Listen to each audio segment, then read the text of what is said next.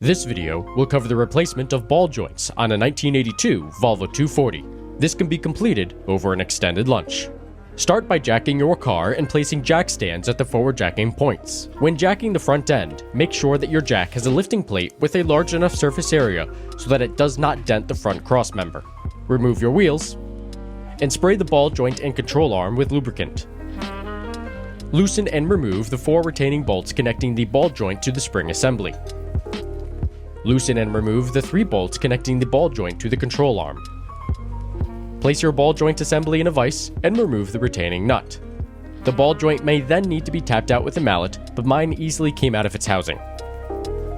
Inspect your new ball joints and install into the housings. To do this, I found a bolt matching the post's inside diameter, placed it through the nut, and placed it flush against the post and the vice grip, tightening the vice grip so that it could no longer spin, so that I could then tighten the nut. Note that each ball joint is specific to the driver or passenger side. Make sure that you are matching the correct side before installation. Attach the ball joint via its 4 bolts to the spring assembly, tightening to 17 foot-pounds. Reconnect the 3 bolts to the control arm, tightening to 85 foot-pounds. Reattach your wheels and lower your car. Take for a drive, and you're all done.